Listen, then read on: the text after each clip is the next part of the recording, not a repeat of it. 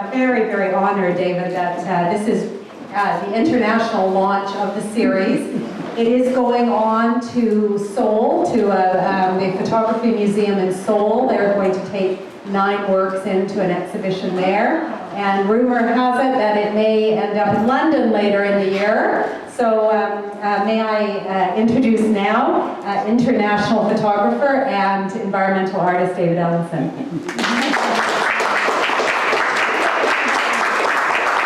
Thank you very much. Thanks, Elizabeth, and to the rest of the staff here at Winchester.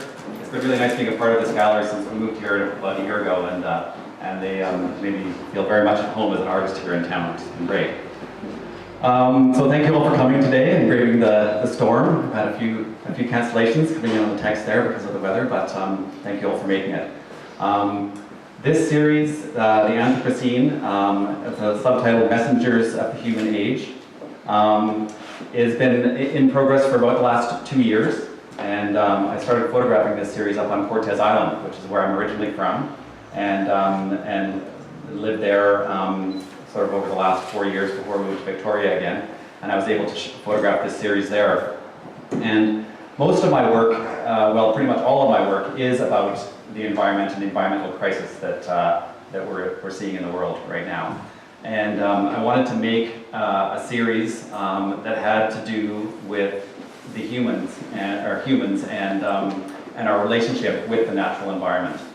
And the studio on Cortez that I was lucky to have for a while, I really relished working in that studio on the island, and I wanted to do a still life series. A lot of my work in the past has been out in the landscape and working with the land. And I wanted to make a little bit of a quieter series, so perhaps I should have chosen another subject matter. So this series, Anthropocene, probably many of you now walking around the show and seeing some of the writing, you might know what that is, but I will read it or define that again for you all before I speak too much further here. I'm sorry if I'm a little bit shaky speaking. I'm not usually that great speaking in front of a crowd here, so I'll apologize for that right now. The real genesis of this series for me was the discovery of the word Anthropocene, and for me that probably came about 3.5 or 4 years ago, reading the Guardian newspaper,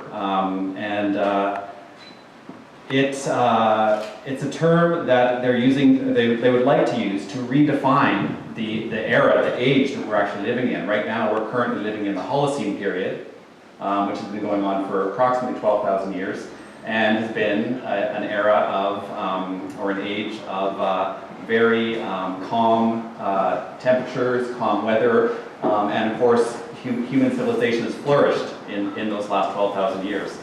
Now there are a group of scientists who have recommended that due to human civilization and our activities on the planet, that we have changed the natural processes and the natural systems of the world to such a great degree that it should now be called the Anthropocene, or the human age. And so the concept that once a single species of the planet would have the power to actually initiate these changes into these systems that are so vast, like the weather, for instance, the oceans, all of these things that we're seeing changing now, the idea that we as a species, a single species on the planet, could do that, it kind of blew my mind that we have that power.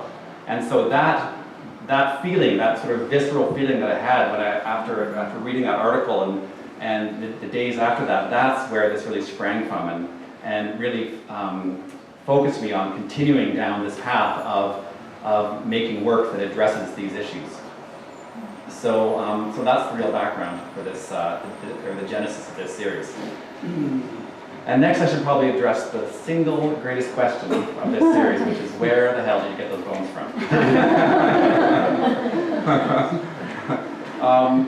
On Cortez, we have a family farm on the island, and my parents have been there for about 40 years, and there's a lot of, as you walk through the forest on the island and the farm, you of course can collect things like deer antlers and that kind of stuff. So a lot of these came from the cardboard box from the shed on the farm. And then also there's 2 retired scientists on the island. One's a retired teacher as well. And that's where the human skull came from.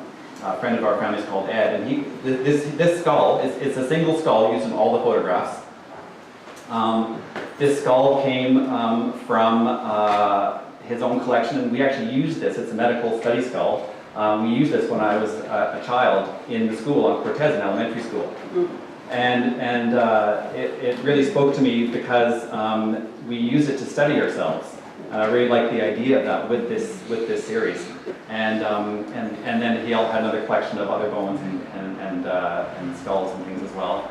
And another retired geologist on the island, Christian, he has an amazing collection as well. So that's where all these pieces came from. And I was able to access these collections and take them back to the studio and build these sculptures in the studio on a black velvet background, and then make these photographs here. So this series was also inspired a lot by the writings of Wade Davis, who's also from British Columbia, and anthropologist and photographer, works for National Geographic. And he wrote this book called The Wayfinders. And, pardon? Oh, teaches at Harvard. Yes, and teaches at Harvard, yes. Okay, one more thing. Better give credit where credit is due. But he wrote a book called The Wayfinders, and that was very inspirational for me in this series.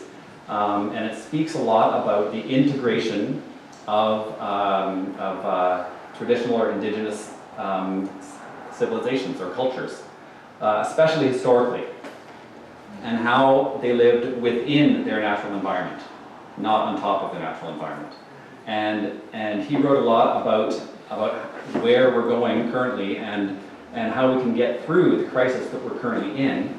And he wrote words that really spoke to me about integrating into our current civilization, which has so many fantastic achievements, I think, of science and medicine, and incidentally, that's one of the reasons why I was very pleased to be able to use the study skull, because for me it represents all of those things.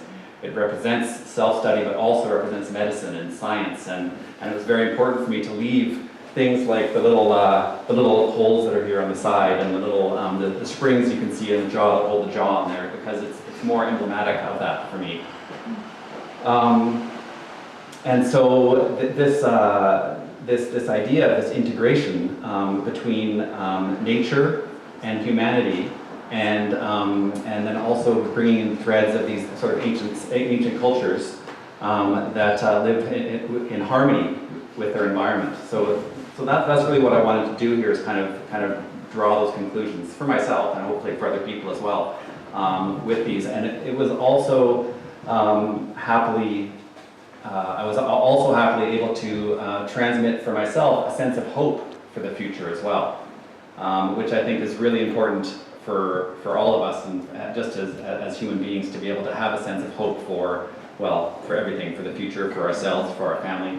And I think that there still is a great sense of hope for what's going on in the world right now. And but as everyone says, now is the time for us to be stepping up things, and that is why I'm making work like this, and making work that is perhaps a bit shocking to some, and a bit, but it's really important for me to contribute to this movement that we have in the world right now, that's moving forward and is really reaching a crisis time now for us all to be stepping up to the plate. So for me, this is my small way of stepping up to that plate. So thank you very much for coming. There's one around the corner with 2 skulls. Is one Yes. like an ape, or is that a human? They're both human skulls. They're both humans. Yes. Oh, wow. Yeah. So different. Yeah, thanks. Oh, do you mean this one here? Yeah. Around this corner? Around this corner. Sorry, I thought you meant that. Yes, that's a monkey, a rhesus monkey, Okay. which is one of the most, the monkeys used the most for medical study. Right. Okay. So, yeah. David, what format did you shoot in? What format am I shooting these on? It's 35 millimeter. 35 millimeter? Yeah. There's an interesting process which I used here, which is not immediately apparent to anybody but maybe photographers, and that is the depth of field that's apparent in these, which a photographer would know is pretty much impossible to achieve with 35 millimeter camera with photographs like these, you would start to get you'd have a little bit of in focus, and then before and after that, it would start to drop out a little bit in terms of sharpness. But I used a technique called focus stacking, which means you photograph, you start the photograph at a point of critical focus. Say we're using my skull, I'd start right here, and you slowly photograph and move the focus all the way through the back, and then you composite those together. So you get this incredible depth of field that is not actually possible in photography. So I'm also, aside from this series, I'm also very interested in the evolution of photography and the technical evolution of photography as it relates to art and all of that. And so this is also, I kind of wanted to create something that was new, that you can't actually make these photographs with traditional photography, but so this is kind of a hybrid of those two things, and it's sort of carrying things through, into, well, one more step in the evolution of everything, which for me was one more, again, another interesting idea. Sometimes as artists really overthink things, but one more interesting idea in this series. So that was is that relevant to the reference of Kodak on some of the No. descriptions? No. What is that? The reference to Kodak, that's the paper that's been That's used. the paper. Yeah, it's Kodak Endura, which is a very archival paper for printing these sequence on. I'm sorry, So the layering was done in Photoshop then? You Yes. combined it all? Yeah, And absolutely. And then obviously, I guess you worked on the background, so you just, yeah, well, cropping. it was on black velvet, so that was pretty much done for me because black velvet just sucks all the light out there. There were, little pieces of dust and stuff they have to go and tidy up and all that for Okay, sure. so that's it then, yeah. Yeah. There wasn't a lot of work other than that focus stacking process, which takes about, I would say, 8 or 10 hours per image, just for that one part of it. So it's probably what took 2 years. I don't know anything about photography, but when you say you were taking those images, are there like 10 images that you put together Yes, for each? Or exactly. There's different numbers of images Yep. depending on the shot? Yeah, depending on the depth of the piece, depending on how deep the skull is. So this one needed quite a few because it's such a giant sea lion skull that it was really deep, sort of from front to back. So you had to take So more. they're more in the stack. Yes, exactly. Very good. Yes.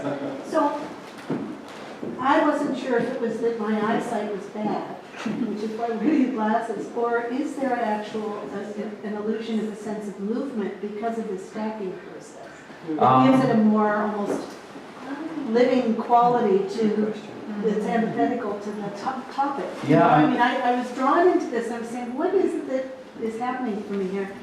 And then we were talking about this stacking. Well, I've got to say that's very satisfying for me to hear because another reason for me doing that was I made the comment about self-study with just the object there, but that through this process of focus stacking, it enables us to see the entire piece sharp wherever we look, right? Which we can't actually do with the human eye, right? So when I look at you, things before and after are softer.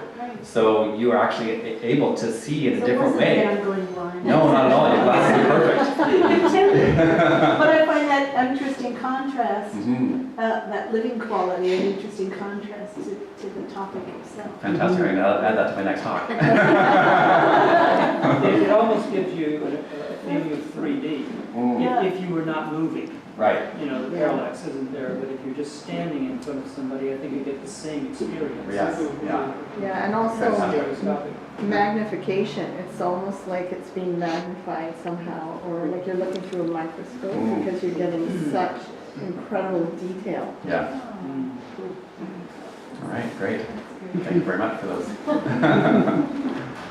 All right. Thanks again for coming, folks, and hopefully you braved the storm okay on your way home.